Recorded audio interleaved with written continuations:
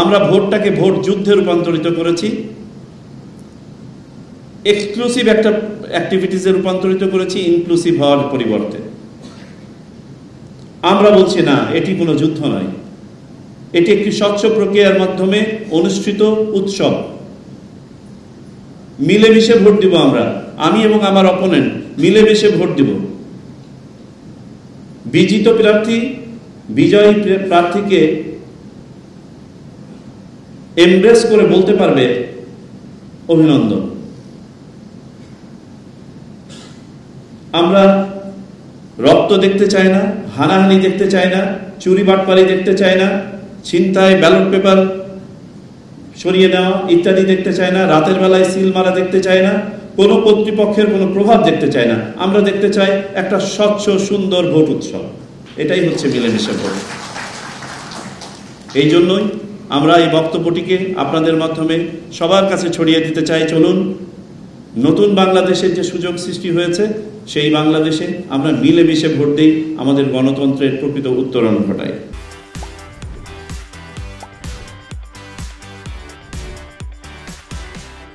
হয়তোবা আমাদের তথ্য সংগ্রহকারীরা পৌঁছাতে পারেন নাই, বা মানুষ ব্যস্ত ছিল, বাড়িতে ছিলেন না, অথবা কারো হাতে তার রিকোয়ার্ড কাগজপত্রগুলো ছিল না এবং ভোট কেন্দ্রে সেই সময় নিবন্ধিত হতে পারেন নাই। তাদের উদ্দেশ্যে বলছি, আমরা বারংবার যেমন বলছি, এটি একটি চলমান সেবা। দিনে 24 ঘন্টা, বছরে 365 দিন আপনি ঘরে বসেই নিবন্ধন করতে পারেন। দয়া করে নিবন্ধন সম্পন্ন করুন আপনার কাগজপত্র সম্পন্ন থাকলে। এবং এটি আমরা বেশি উৎসাহিত করছি। ভবিষ্যতে আমরা আর আদৌ বাড়ি বাড়ি যাবো কিনা এটা নিয়ে ভাবতে হবে, কারণ আমরা একটা ডিজিটাইজড ওয়ার্ল্ডে আছি। দ্বিতীয়ত হচ্ছে, বাড়ি বাড়ি যাওয়া তো শুধু বাড়ি বাড়ি যাওয়া না, এটার সাথে একটা খরচ ইনভলভ আছে। সো আমরা আপনার ভুলভ্রান্তিও কমাতে পারি, খরচও কমাতে পারি যদি আমরা নিজেরা দায়িত্ব নিয়ে আমাদের নিবন্ধন কার্যক্রমটা সম্পন্ন করি। দ্বিতীয় কথা, অনেকে মনে করেন আমাকে স্থানান্তরিত হতে হলে আবার বোধহয় ভোটার তালিকায় সামিল হতে হবে। জি না, আপনি জীবনে একবারই ভোটার তালিকায় সামিল হবেন। আপনার সেখানে যদি কোনো ভুল ভ্রান্তি থাকে সেটার জন্য সংশোধনী করবেন, আবার নতুন করে ভোটার তালিকায় সংযুক্ত হওয়ার কিছু নাই।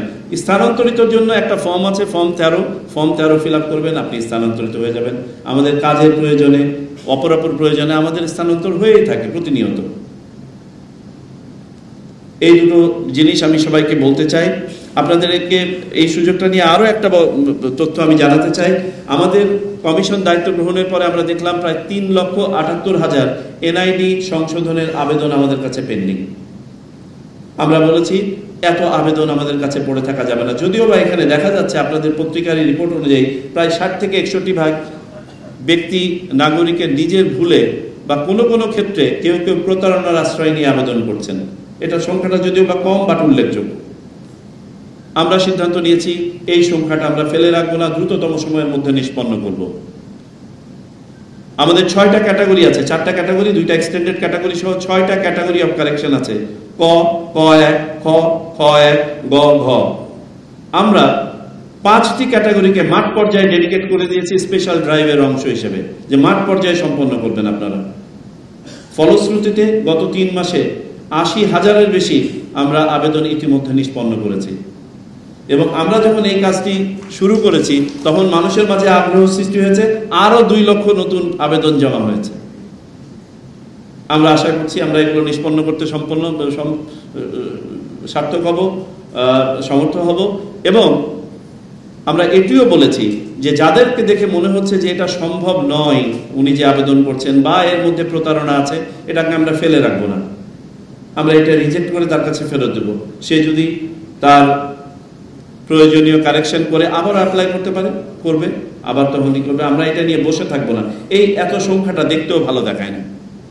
তো আমি সবাইকে অনুরোধ করব, আমরা আজকে যে উদ্দেশ্যে এখানে উপস্থিত হয়েছি, তোমার আমার বাংলাদেশে ভোট দিব মিলেমিশে, এই প্রতিপাদ্যকে ধারণ করে জাতীয় ভোটার দিবস উদযাপন করার জন্য আসুন আমরা মিলেমিশে আগামীতে সত্যিকার অর্থে একটি সুন্দর এবং উৎসবমুখর ভোট উপহার দেই।